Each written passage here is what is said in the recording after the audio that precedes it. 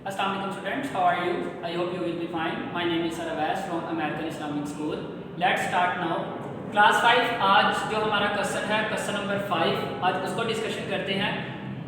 Question के अंदर लिखा हुआ है find the HCF for each group of prime factor. HCF हमने निकालना है, ठीक है। ये ग्रुप्स हमारे पास कुछ दिए हुए हैं, प्राइम फैक्टर से उन्होंने खुद ब खुद ये सॉल्व करके दिए हुए हैं। इसके अंदर से हमने HCF को निकालना है। HCF ये कल भी आपको डिस्कशन करके बताया गया था कि HCF होता क्या है, हाईएस्ट कॉमन फैक्टर।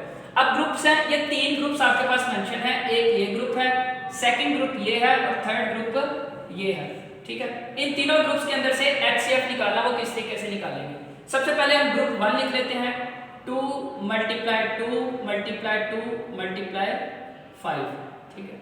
फिर उसी के ही नीचे सेकंड ग्रुप लिख लेते हैं, 2 मल्टीप्लाई 2 मल्टीप्लाई 3 मल्टीप्लाई 5। उसी के नीचे हम कौन सा ग्रुप लिखेंगे, third group, 2 multiply 2 multiply 5 multiply 11। ये स्टूडेंट तीनों ग्रुप हमने क्या कर दिए, नीचे मेंशन कर दिए, ठीक है। अब इसके अंदर से हमने HCF निकालना है। वो निकालने का तरीका कल भी आप लोगों को बताया था। HCF होती है जो तीनों के अंदर वो कॉमन वैल्यूज होगी, सेम वैल्यूज इसको हम कहते हैं, वो हमने बाहर नीचे मेंशन करनी है। वो कौन कौन सी वैल्यूज होगी, सबसे पहले देखेंगे 2, इन तीनों के अंदर आपके पास ये 2 आ रहा है। फर्स्ट ग्रुप में भी है, सेकंड ग्रुप में भी है और थर्ड ग्रुप में भी है। सेकंड में भी ये 2, फर्स्ट ग्रुप में भी है, सेकंड में भी है और थर्ड में भी है। अब उसके बाद 2 इधर है, 3 है, ये दोनों सेम नहीं है। अब 5 आपके पास एक वाहिद आ रहा है जो तीनों क्या है, ग्रुप्स के अंदर मौजूद है।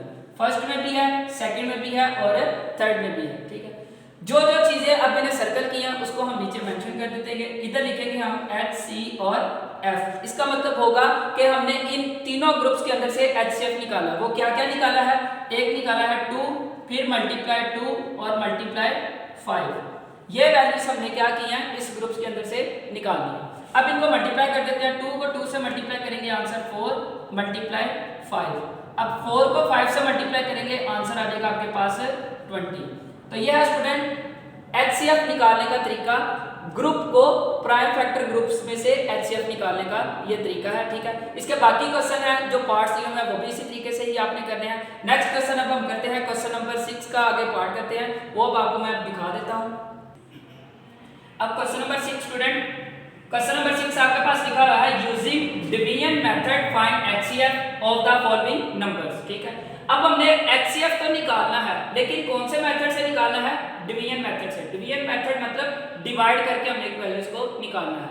अब HCF के अंदर ये 3 वैल्यूज लिखी हुई हैं, इनको डिवाइड करने का तरीका, आपने सबसे पहले फर्स्ट 2 वैल्यूज को आपस में डिवाइड करना है। डिवाइड कैसे करेंगे हम इसको, जो बड़ी वैल्यूज होगी उसको हम अंदर रखेंगे और जो छोटी वैल्यूज होगी उसको क्या करेंगे, बाहर लिखेंगे। 39। अब 39 का टेबल पढ़ना है, या तो पूरा पूरा 93 आना चाहिए या उसके करीब करीब कोई वैल्यूज आनी चाहिए। तो 39 को हम 2 से मल्टीप्लाई करेंगे तो आपके पास आंसर आ जाएगा 78। 39 को 3 से मल्टीप्लाई करेंगे, वो अबव वैल्यूज हो जाएगी, ठीक है। तो हम 2 के साथ मल्टीप्लाई करते हैं। अब 3 में से 8 माइनस नहीं होते, क्या करेंगे, इधर से कैरी लेंगे 13 में से 8 निकालेंगे, आंसर 5 और इधर आ जाएगा 8 में से 7 निकालेंगे, आंसर आपके पास क्या आ जाएगा 1। अब आम डिवाइडेशन स्टूडेंट्स हम करते हैं कि इसी के नीचे हम सॉल्व करते जाते हैं, लेकिन HCF के अंदर डिवाइड करने का तरीका थोड़ा सा चेंज है। जो आंसर आया है, ठीक है, उसको हमने कुछ भी नहीं करना, जिस पर हमने डिवाइड किया था उस वैल्यूज को उठा के आपने क्या कर देना है, नेक्स्ट आगे डिवाइड के फॉर्म में लिख देना है, ठीक है। अब 15 को हम मल्टीप्लाई करना है, या तो 39 आ जाए या इसके करीब करीब कोई वैल्यूज आ जाए। 2 के साथ करेंगे 30, आंसर आपके पास क्या देगा 9। अब ये फिर 9 उसी तरीके से ही रहेगा, जिस पर डिवाइड किया है उसको उठा के आप क्या करेंगे, इस फॉर्म के अंदर आप लिख देंगे, ठीक है। करना किस तरीके से, इधर जो भी वैल्यूज आती जाएंगी उसको आपने नेक्स्ट आगे डिवाइड की फॉर्म के अंदर ऐसे मेंशन करते जाना है, ठीक है। अब 9 का टेबल पढ़ना है, या तो 15 आ जाए या इसके करीब करीब कोई वैल्यूज आ जाए। तो 9 को 1 से करेंगे तो आंसर आ जाएगा 9। अब 15 में से 9 निकालेंगे तो आंसर आ जाएगा 6, ठीक है। अब किस पर डिवाइड किया था हमने, 9 के ऊपर। इसी तरीके से हम आगे क्या कर देंगे, उसको नेक्स्ट आगे डिवाइड की फॉर्म में लिख देंगे। अब 6 का टेबल पढ़ना है, या तो पूरा पूरा 9 आ जाए या इसके करीब करीब कोई वैल्यूज आ जाए। तो 6 1 6, 9 में से 6 निकालेंगे, आंसर आपके पास क्या आ जाएगा 3। ठीक है, अब किस पर डिवाइड किया था? 6 के ऊपर। इस तरीके से हम डिवाइड फॉर्म में लिख देंगे 6 उसी तरीके से। ठीक है, अब 3 का टेबल पढ़ना है, या तो पूरा पूरा 6 आ जाए या इसके करीब 3, तो 3 को 2 से मल्टीप्लाई करेंगे, आंसर क्या आ जाएगा आपके पास 6। ठीक है, अब स्टूडेंट्स आपने ये सारे डिवाइड के फॉर्म के अंदर लिखे हैं, लेकिन हमें पता कैसे चलेगा कि इनमें से HCF कौन सा है? तो जो सबसे लास्ट वाली आपके पास वैल्यूज होगी जिस पर डिवाइड किया, वो आपके पास इन दो वैल्यूज का क्या कहलाया जाएगा? HCF कहलाएगा 3। ठीक है, जो लास्ट टेबल जिस पर हमने डिवाइड किया वो कौन सा था? हमारे पास 3 था। ठीक है, अब नेक्स्ट हमारे पास है 54। इसको भी हमने क्या करना है? 3 के ऊपर ही डिवाइड करना है। क्यों? क्योंकि HCF के अंदर अभी आपको बताया था कि कॉमन चीज होती है, सेम चीज होती है।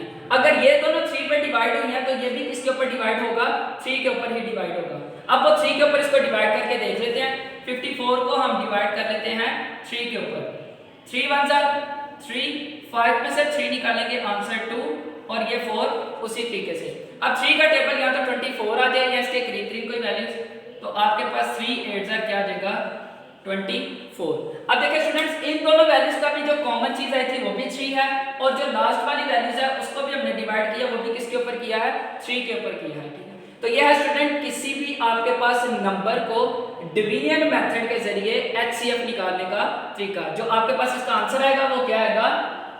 HCF। जो इधर मैंने मेंशन कर दिया है, ये 3 आपके पास इसका क्या आएगा? HCF निकलेगा।